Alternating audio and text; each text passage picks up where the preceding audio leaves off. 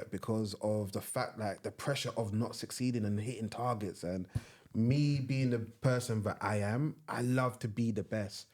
And I was putting so much pressure on myself where I wasn't seeing what I wanted to be seeing. And I was going to watching all the Tony Robbins, the Les Browns, the Dr. Miles Monroe. I was listening and watching and going to events and spending money I didn't have and reading books. 1 year, I think I read over 100 books in 1 year, and I was listening to TED Talks, and I was doing everything, but my bank account was not reflecting it.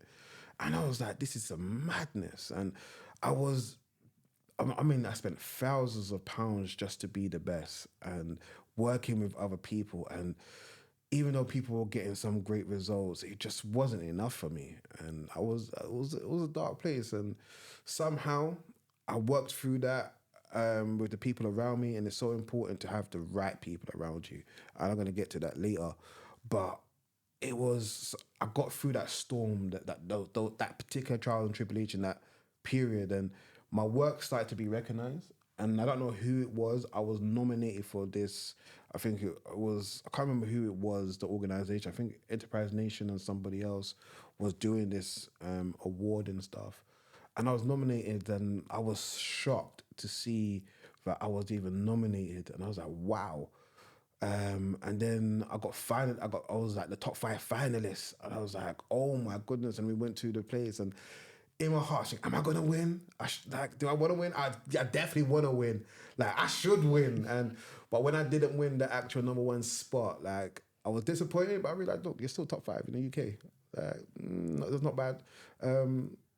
Like, as a black man who's worked his butt off over the last 7 to 8 years at the time, you've done well, like, to be here and to be recognized. And I won some other, but I did win some other awards later on after. And my business partner at the time was mad because I kept missing the awards because I wasn't checking my emails. So I missed picking up all these awards, and I was thinking, oh man. But it was nice to be recognized after for my work that I've been doing. But now in the business world, big organizations know my name. Like, if I'm doing something, you know it's going to be something done to a high standard. And that's what I want. That's what I built my brand in the corporate world of, if you're working with Dean, you're going to get excellence. And that's my currency. I mean, that's amazing. That's a good rep to have as well. Yeah, definitely. Good reputation to have, honestly. Mm-hmm.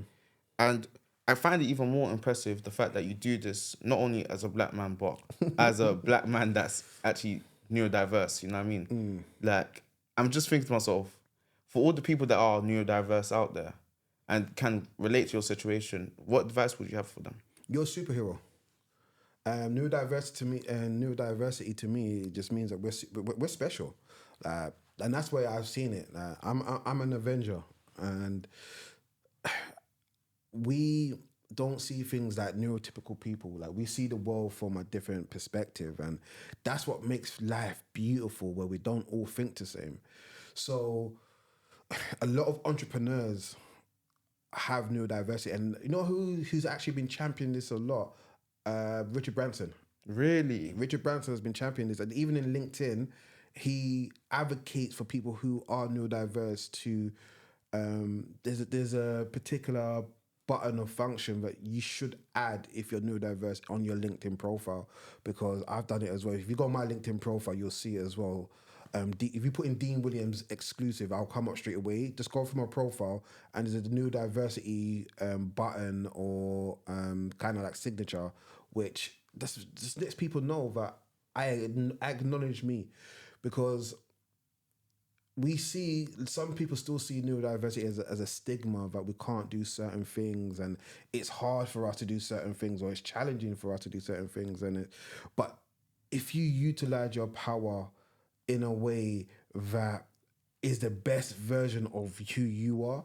So with me, that being having dyslexia, writing is a problem for me at times. And even though I've done well in English, it's so weird. I prefer maths than English, but I do better in English. It's just mad. Yeah. Even though I find writing, and I've got 2 books as well, right? Yeah. That was like giving birth. That was hard, writing those books. But it's one of those things right now. Being neurodiverse is something, okay, we should be embracing, and it's not a stigma. It's something to be proud of, that you are different, but you've got to. It's like a muscle. If you strengthen it, it's going to give you a great return on your investment, and that's how I want people to embrace your neurodiversity. What makes you great having this? Where do you truly shine? Where can you do great value? And just to couple this with AI. AI is a super tool for people who are neurodiverse because it allows you to think freely while you can put in all your thoughts and all your stuff and it looks all jumbled up, but then an AI will crystallize it and make sense of what most people will think is nonsense.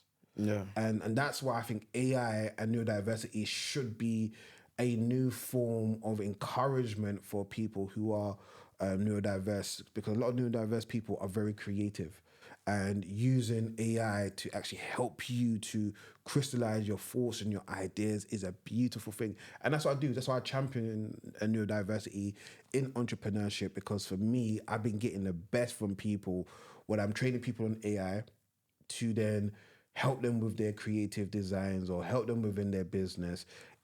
Beautiful, beautiful results. Wow.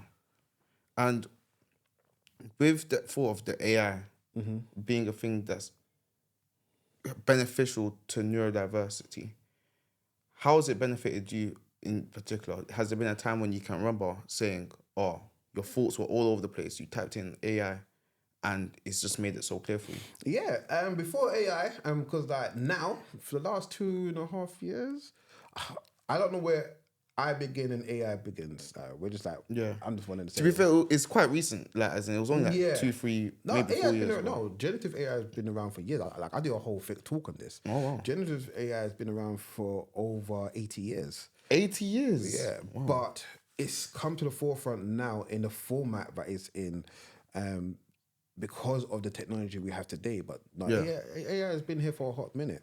Well, generative AI, should I say, has been around for a hot minute anyway. But to answer your question, like everything that I do, especially when I'm in work right now, the task I got a to-do list. So this is something that I do to keep productive. So I have this thing called the 5 must-dos. Yeah. And the 5 must-dos are the 5 priority projects, activities I have to do that's going to help me to move things forward. So if I do these 5 things, I know whatever I'm doing is going to be moving forward. It's going to be in a better position by the end of the day. So those are my 5 must-dos. And it's not those silly things like, answer my emails or go to talk to my colleague. No, it's like real productive activities. What AI has actually helped me to do is, instead of these 5 things taking me the whole day, it only now takes me a few hours. So that means I can now focus on one big thing for the rest of the day, because I know I've done the most important things. So the priority stuff has all been done. So now I can just focus on just that one big thing, or I can focus on just me during the day, whatever it is. But I know that I'm more productive because of AI. I utilize AI as the tool that it is. It doesn't replace what I'm doing. It just enhances what I'm doing to a higher standard. So this is one of the big things. Please do not use AI as a tool that's going to substitute you.